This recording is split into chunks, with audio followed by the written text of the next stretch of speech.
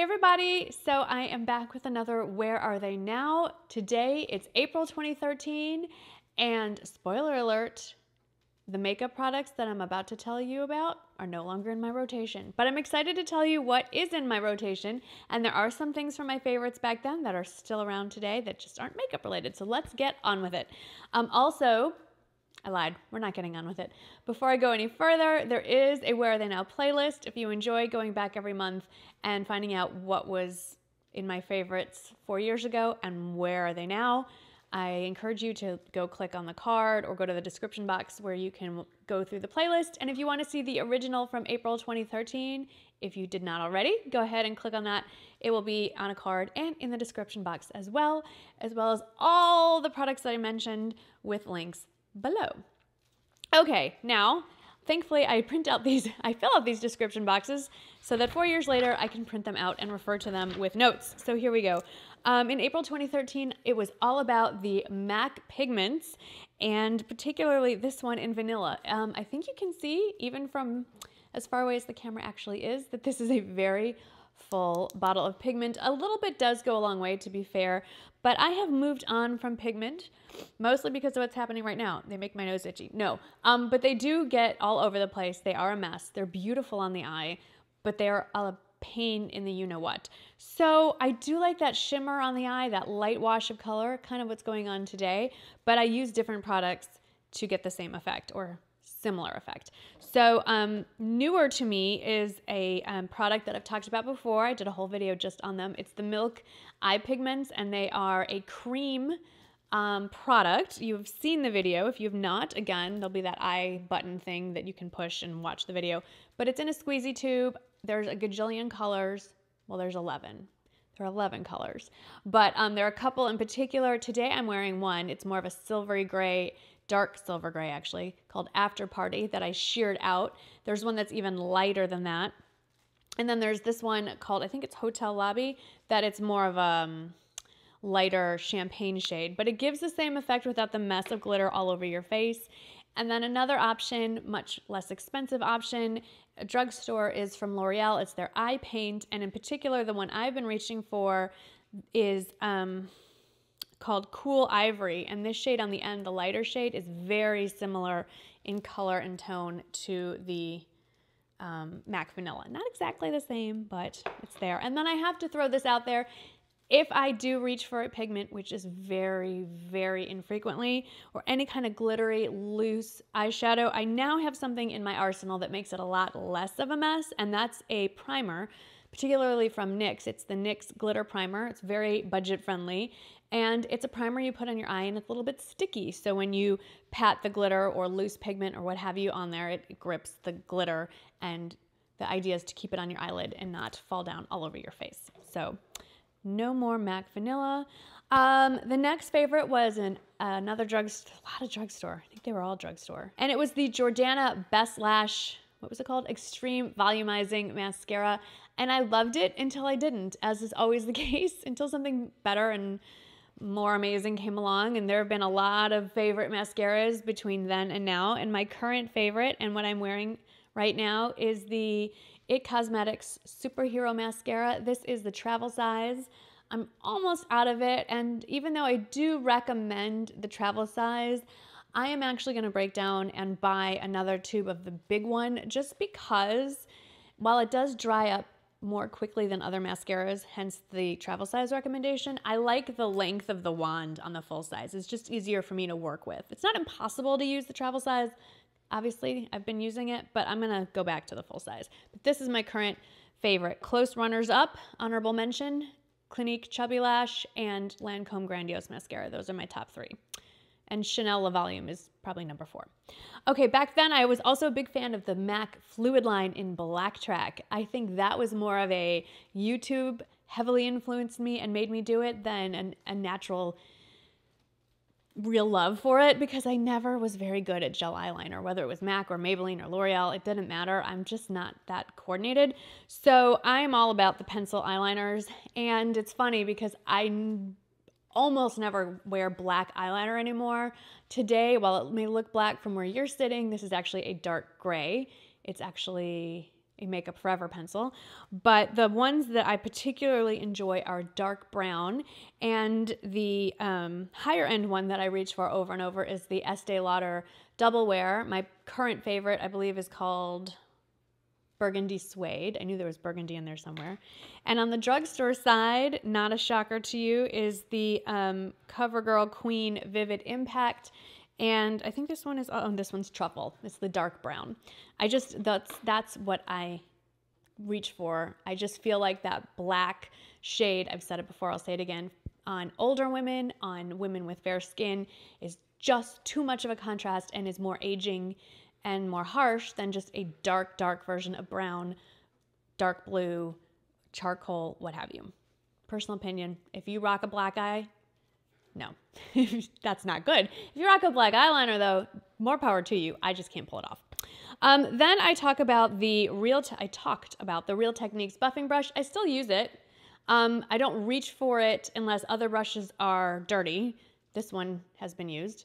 But my current favorite, and what I reach for, I have two of them, are the IT Cosmetics, long name here, Heavenly Luxe Flat Top Buffing Foundation Brush. They're great. They're very soft. The IT Cosmetics brushes are at Ulta online, and QVC is where I've seen them. Obviously on the IT Cosmetics site, I'm assuming as well. And while not inexpensive, are definitely worth the price. They are very well made, and I reach for them over my other brushes. So I purchased a few. I don't know that I want to add any more. I've not really used their eye brushes so much, but the face ones that I have are amazing. Then I talked about contouring. In the 4 years since I've made this video, still not great at contouring. I don't do it every day. I didn't do it today, but back then I was using the Illamasqua Cream Pigment in Hollow, and it dried up, as it does. And I find for me, maybe it's because I have very dry skin, even though it's moisturized, that cream stuff tends to skip and get patchy on me, and I'm not that great at blending. So I go for the powder. And the one that I like is the, as you can see by the pan, is the Kevyn Aucoin Sculpting Powder. I have it in the shade medium. They have come out with a light shade. I still haven't got around to getting it. One of these days. But I like this just fine, so I don't really feel the need to go get the light version of it. I've read mixed reviews that the light one isn't even worth bothering with, so if this one's working for me, why change? I'm not going to. Then we talked about, we as in I did, talked about the Maybelline Color Whisper Lipstick in Pinup Peach. Should you still have a lipstick that's 4 years old? I don't know, but I do. Here it is. It still smells good, actually. Yep, smells fine. Haven't reached for it probably in 4 years, which means I should probably purge it.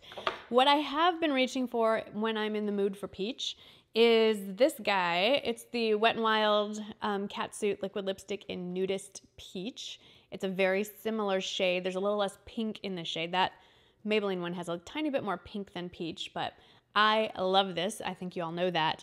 If I want it to be a little juicier, more glossy, I slap on the Clarins Instant Light Lip Perfector in 05. They have different shades. It has a name, but the name's not printed on here. It just has the number, so 05. And if I don't want all that and I just want to slap on some peach, then my standby for the last few years has been from Clinique. It's their Lip Color Pop in Melon Pop. I will swatch them all for you. So in the middle is the Maybelline one. Over here is the Clinique side. Over here is the Clinique one, and on this side is the liquid lipstick. So they're in the same color family there, and it just depends on my mood and the finish and how much money you feel like spending, really. But they're all great. If you have other peach lip products that you want to recommend, please let me know in the comments below. I especially for summer, love going for those peach shades. 2 more beauty products. The next one was the Wet n Wild Mega Last Salon Color in Sugar Coat. I still have it, haven't used it in forever. Still have not found that perfect white, milky, light color. The search for the perfect shade goes on. Obviously, there's Essie Fiji, which goes streaky. There's OPI Mod About You, which is okay, same thing. Zoya has a couple options, but I think shellac is kind of the way to go on that one to get that perfect finish. This is not quite as bright, but it's Zoya Jolie, I believe. So there you go. Last makeup product, cosmetic, was a perfume sample, and it was the Love by Kilian Don't Be Shy perfume, which I picked up at Saks and has a very hefty price tag. From what I remember, I liked it, but not enough to buy it. I remember that I was trying to find a dupe for my all-time favorite, which is the Hermes Ambre Narguile perfume. I'll spell it out and put it in the description box. It's pricey, but the Kilian I think costs more. So if I'm going to buy a dupe, I might as well get the original if it costs less. Still in the hunt for the perfect, affordable amber perfume. And my latest favorite is this guy. I got it for my birthday from my husband. Thanks, babe. It is the Elizabeth and James newest perfume in bourbon. I just have to take a moment. It smells really nice. It's ambery. It's not as nice as the Hermes, but it's also under $100. So there you go. Now on for just one more thing and 2 books. A favorite from April 2013 was a birthday present, and it was actually, I got this purse as part of the birthday present, but what I'm talking about is this bag charm. It's the Insolence bag charm from Louis Vuitton, and obviously I still have that. That's not going anywhere. I don't wear it unless it's on a Louis Vuitton bag. I think this looks kind of strange. It's just me to put it on a non-Louis because these symbols are so part of so just quintessential Louis Vuitton. So it's always on a Louis bag, but so that's where it is. It's living on my Neverfull right now. So that's what that was. That's because, it was my 40th birthday. That was a big birthday. So that's why I got that bag and that keychain bag charm. And then the last 2 favorites from 2013, back in April, were books. And the first one was the Ruth Galloway Mystery Series by Elly Griffiths. And I'm happy to report I'm still plowing my way through it. I'm waiting for the latest installment, which I think comes out late this summer, if I am not mistaken. And I will link you to the first book in the series. But basically, it is it's set in England. And the main character is a woman named Ruth, who is a forensic anthropologist and a professor at a local university and works with the police on murders. So there's that. And then this is why I like doing these videos.